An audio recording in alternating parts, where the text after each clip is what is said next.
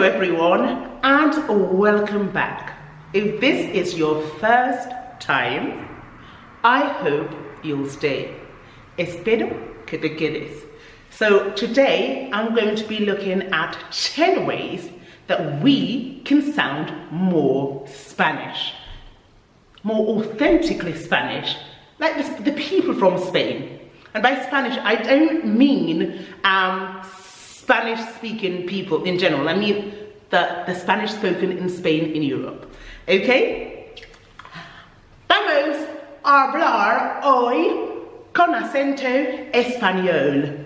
Yo soy profesora de español y hoy os voy a mostrar cómo se habla con un acento español como la gente de España.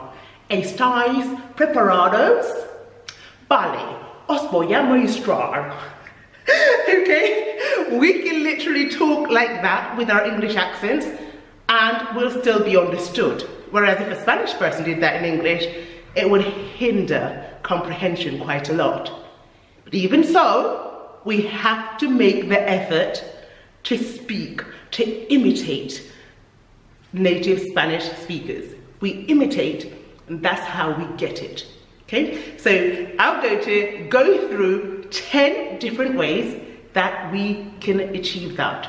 You know, when I was studying at uni, I had a classmate that literally sounded the way I spoke before. And she just insisted that she wasn't going to put on an accent because that wasn't her. Well, the language is not yours. You're learning and you're trying to make it sound as natural as possible. And that just sounds like you're speaking Spanish with an English accent. That's not what we're doing here. Okay, so let's dive into it. Right, if you listen to Spanish people speak, one of the things that you will hear a lot is the word vale. Vale voy. No sé, vale. Vale is a word that means okay, but I think it's so overused. I myself do it a lot. Again, when I was living in New York, I was seeing someone and he'd say to me, this person was Puerto Rican, he'd always say, what does vale mean? And I'd say, okay. He's like, well, we don't use it in Puerto Rico or here, so I think it just pertains to Spain. Vale? ¿Estás bien? Bien. Vale, okay. You're alright, vale. Okay? Is it all good? Yeah, it's okay. Vale. Vale, vale, vale. You will hear it absolutely everywhere. It's just everywhere. And I think it's very, very Spanish. Vale? Like, you can use it in different contexts as well. Did you get that? Vale. Okay? Are you okay? Sí, vale, pues vale. Okay, come and see me tomorrow. Vale. Okay? Okay. But it's just everywhere. Very Spanish. Very Spanish. Okay. The second thing is palabrotas. Oh my gosh. Do not be alarmed. Swearing in Spain is just so casual. You know, it's just so casual. You will hear the F word for us, which is this word. I've omitted the D because I even hear children saying it like this, and they won't say the D. I would never say the F word, never. And I've heard teachers say this, I've heard kids say this, and like in a formal setting, and I'm like, okay. And at first, it was very, very shocking. For example, I've seen as well, I hear every day the word that we would probably use to say, I mean, I don't like swearing. I don't swear in English, and so for me, it doesn't feel natural to do it in Spanish. Though I understand that it's typically done here, for me, it doesn't sound authentic to me. So personally, I don't use these swear words, but you will see them a lot. All of my friends swear very casually, and they wouldn't bat an eyelid. It's just something that's in conversation. In fact, the kids have milder versions of the swear words. And I suppose it's a little bit like in English, where instead of saying S-H-I-T, you would say sugar. Yeah, but I think the kids here have a lot more. So getting a bit of swearing here and there, and they don't take offense to it. That's a very Spanish thing to do. Okay, right. The next word is so typical everywhere you go over Spain. Tío. Tío, no quiero. Tío or tía. Now you would have seen tío or tía meaning uncle and auntie. It means man or dude, or when you're talking to your friend. Venga tía. Come on man. Come on man, or come on mate, or come on girl. Or, it's your friend. It's in a friendly tone. So you would call your friend tía. Venga tía. Date prisa tía. Hurry up man. Hurry up girl. Okay? So common amongst everyone. Okay, my neighbor Natha uses tía in every single sentence. I hope she's not watching this. Okay. Los diminutivos. Okay? So the diminutives. Ico. And with diminutivos, estoy segura de que habéis visto ito. Like pequeñito, nito. But perhaps you haven't seen all of these. Okay? You have ico, ica. For example, que pequeñico. How small. Oh, it's the bonito. Que bonico. Que bonica. Okay, so that ending, so putting those endings on to make it sweeter, or to say something a little bit more, I don't know, just give it a little bit more, something special, or it's just a sweeter tone. Okay, in ete or eta, viejete, for example, instead of viejito. Azo, what's the word with azo? Manazo. Okay, it's like manazo is basically a slap with your hands wide open, one of those ones that hurt. Or ata, bocatas, okay? Ata, so all of these words, all of those diminutives make you sound incredibly Spanish. And the region that I live in, Castilla-La Mancha, I think ico is probably the most common. Que bonito, okay. Another with eco. A lot. I can't think right now, but eco is just one that you would say. Or pequeñico, bonico. Okay, so what are some of those? I am sure I have another really good one for you. I never write these things down and then I forget. Okay? So, within chiquitín, okay? When we say chiquitito, chiquito, chiquitín, chiquitín, don't kill me if I spell that wrong, but I think it's that. Chiquitín is like a little boy. Chiquitín, oh, he's so small. Que chiquitín. Okay? These are words that you will see a lot. Okay? Moving on. The imperative is used a lot in Spain. Okay? A lot. So when I was learning Spanish, we got taught to say things the way we say them in English. I would like, could you do this? You know, the polite things, the polite structure that you use in Britain is not applied here at all. And so we were taught to say, quisiera un kilo de tomate. No. Use the imperative. They would just say, dame, give me. Dame un kilo de patatas. Okay, ten, corre, mira, tira. Okay, so they use the imperative a lot. It's like giving order. And to the ear, it sounds quite rude, but it's just the way they speak. And that's what makes them Spanish. It's easily identified when they talk.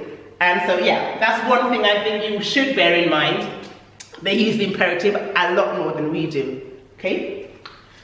The word que, as in watch, is used a lot, whereas we might take offense to it. Whenever my partner when I call my partner, and this happens all the time, and I will say, Jesus, and he'll say, que? This does my head in. It really gets on my nerves. And I know he doesn't understand why I get irritated about this, but I think "que" is a question word, as it is in English, and it just sounds like you're bothering me. "Que." But it's just so very used here. Okay? "Que." Very, very used. And that's one that I had to put on the list. The next one, fillers. Okay, fillers, like, you know, empty words. We teach it that fillers are empty words. They don't actually translate to anything. But I think the three most popular filler words are "ya." I know you've seen "ya" meaning already, but they use "ya" in many different situations. Like, for instance, if I'm talking to you and I say, hurry up, and I probably say, "Yeah," like I'm coming, like, "Yeah," like I understand, or "Yeah," as in I know, or "pues," as in, well, the same usage as "bueno," yeah, okay, "pues," and also one that's not on the list, "o sea," so common. Right, next, I think this is also common among all ages, super. Super with an adjective. Es súper guapo. Okay? It's really handsome. Es súper inteligente. Super intelligent. Es súper. Esa tienda es súper cara. It's really expensive. Super and an adjective. Typically Spanish. Right. And obviously your expressions, you need to get down with your expressions. You need to learn your expressions because that is the essence of it. Using these common expressions that are just very popular. Que fuerte. With my teenagers, I hear that every day. Que fuerte. It's like, oh, did you hear that? Que fuerte. It's like, I can't believe it. Que fuerte is like, how strong. It's like, oh, shocking. I can't believe it. Que fuerte. Okay? Or madre mia, my goodness. I think that's probably the most used expression, and that's probably one I use the most myself. Madre mia. Oh my gosh. Oh my goodness. Okay, right. And number 10, which I think is perhaps the most Spanish one, and it is the Z and the C pronunciation. And it's pronounced as a TH, th. So instead of zapato, zapato, and the C, the ciudad, is a TH, okay? Mis zapatos de, I was going to say de Sara, but that's with an S completely. Okay, so your Z is always a TH, and your C almost, it sounds almost like a TH. Okay, ciudad. Okay, I'm trying to think that one. I can't give any more examples. Let me know down below what examples you can think of when you use a TH.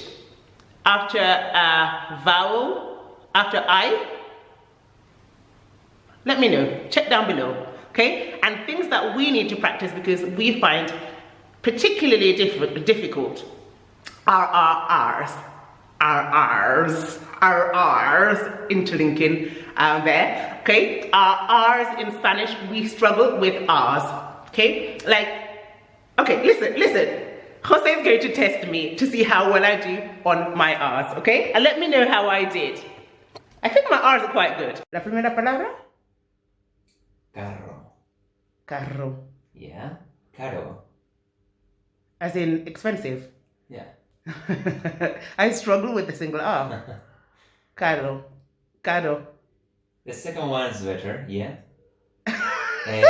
Perro. Perro. Pero. Pero. Yeah, very good. But it's a lot of concentration. I have to concentrate. Tengo que concentrar mucho.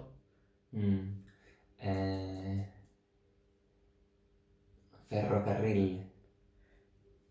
Ferrocarril. Very good. Peligro. Peligro. Yeah. Pero es más Es que lo digo con más R de doble R. Yeah. Libreta. Libreta. Yeah, that one sounds better. Okay. Ordenador. Ordenador. Yeah, perfect. La R al final se pronuncia fuerte. Yeah. Ordenador. Yeah. We have to practice, guys. We have to practice. This one's not so easy for us. The single R for us in Spanish is difficult, myself included.